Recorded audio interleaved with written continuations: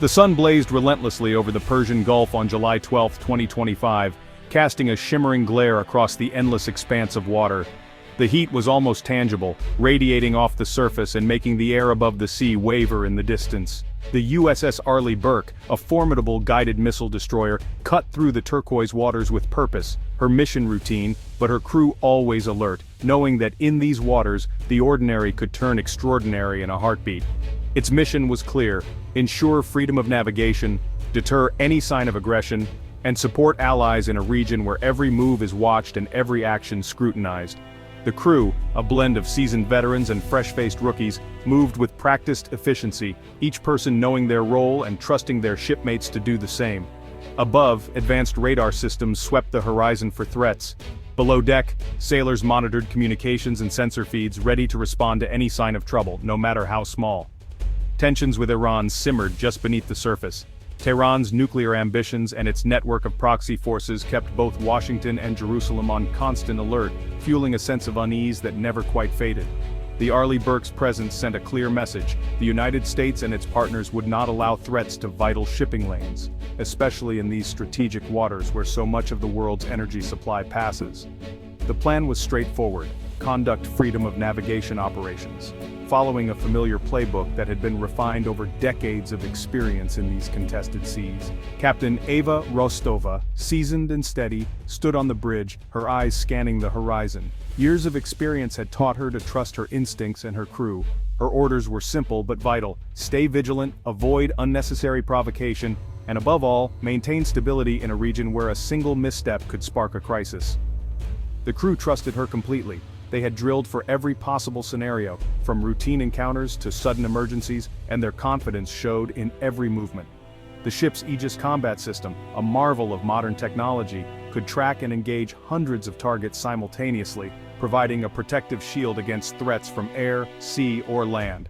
Armed with Tomahawk cruise missiles and a layered array of defensive systems, the destroyer felt almost invincible, a floating fortress bristling with firepower and technology. As the day wore on, the ship pressed deeper into the Gulf, gathering intelligence, monitoring radio chatter, and projecting power with every mile covered. US and Israeli intelligence teams worked closely, sharing real-time data on Iranian naval movements, piecing together a complex puzzle of activity in the region. All channels were quiet, the sea was calm, almost eerily so, as if holding its breath in anticipation. For the crew, it seemed like another uneventful day at sea. Routine, predictable, and safe, with the hum of engines and the rhythm of duty providing a sense of normalcy. But beneath the surface calm, danger was lurking. No one aboard knew they were sailing straight into a meticulously planned trap, one that would test every skill, every instinct, and every ounce of courage they possessed.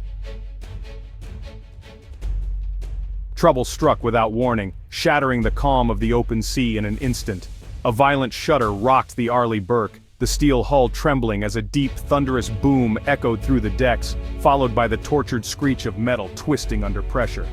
Alarms blared throughout the ship, red lights flashing as Captain Rostova barked for a damage report, her voice cutting through the chaos with practiced authority. The ship listed sharply to port, engines sputtering and coughing as emergency lights flickered on, casting eerie shadows across the corridors. The once stable deck now tilted beneath the crew's feet, a stark reminder of the danger they faced. Instinct and training took over. Damage control teams grabbed their gear and sprinted toward the flooding bow, their boots pounding against the steel as they raced against time. Seawater poured in relentlessly, icy and unforgiving, as the crew fought desperately to contain it, sealing hatches and deploying pumps in a coordinated effort to keep the ship afloat.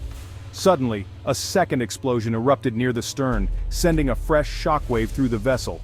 The blast crippled propulsion and steering, leaving the ship vulnerable and adrift.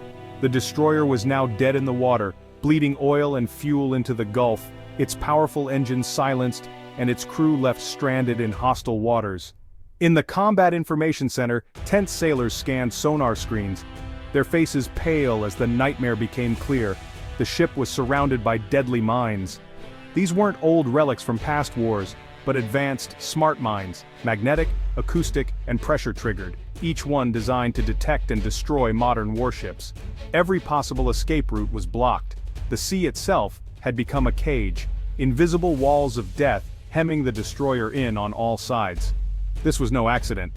It was a meticulously planned ambush, executed with chilling precision. Someone had known exactly where the Arleigh Burke would be. The first mine was likely command detonated, triggered remotely to cripple the ship, but not sink it outright, ensuring the crew would be trapped and vulnerable. The second, pressure triggered, responded to the ship's desperate movement, punishing any attempt to escape or maneuver. The Arleigh Burke was now held hostage, immobilized in a deadly minefield, every inch of water around her a potential grave. The crew faced a waking nightmare, stuck, taking on water and surrounded by unseen threats lurking just beneath the surface, every second stretching into eternity. The vast open sea, once a symbol of freedom and power, was now a prison with invisible bars. The silent threats screamed in their ears, the tension so thick it was almost suffocating, every creak and groan of the ship a reminder of the danger. The wait for what came next began, a tense, agonizing anticipation as the crew wondered if another explosion would follow, or if rescue was even possible.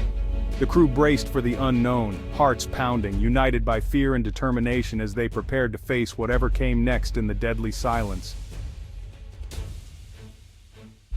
The trap was months in the making, orchestrated by Iran's IRGCN and their strategist, the engineer. Direct confrontation was suicide. Instead, Iran weaponized the Gulf's geography. They layered old contact mines to funnel ships, then hid advanced, sensor-equipped mines in the channel. These mines blended with the seabed, nearly undetectable by standard sonar. Small fishing boats and IRGCN craft laid the mines at night, hidden among civilian traffic. The minefield was placed in a choke point the US Navy used often. Iran had studied patrol patterns, baiting the trap with predictability. The first explosion was likely remote detonated to cripple, not destroy. The second mine responded to the ship's movement. The trap was as much psychological as physical, paralyzing, inducing fear. The Arleigh Burke's strength became its vulnerability. Shock gave way to action aboard the Arleigh Burke. In an instant, the crew's training kicked in, transforming fear into determination as alarms blared throughout the ship. Captain Rostova's calm, steady orders set the tone. "Brace for impact! Set condition Zebra!" Her voice cut through the chaos, giving the crew a sense of purpose and direction. Watertight doors slammed shut. Every sailor knew their role and executed it with precision, sealing off compartments to contain the damage. Damage control teams, knee-deep in freezing seawater, patched the hull under immense pressure, working against the clock to keep the ship afloat. Others battled electrical fires, choking on smoke, and worked tirelessly to restore power in the dark, chaotic engine room. On the bridge, the tactical team deployed towed sonar and unmanned vehicles, mapping the minefield with tense focus, searching for a safe path forward. Progress was painstakingly slow, every move could be fatal, and the threat of another explosion loomed over every decision. Communications specialists scrambled to re-establish contact with 5th Fleet HQ, sending urgent updates and requests for support.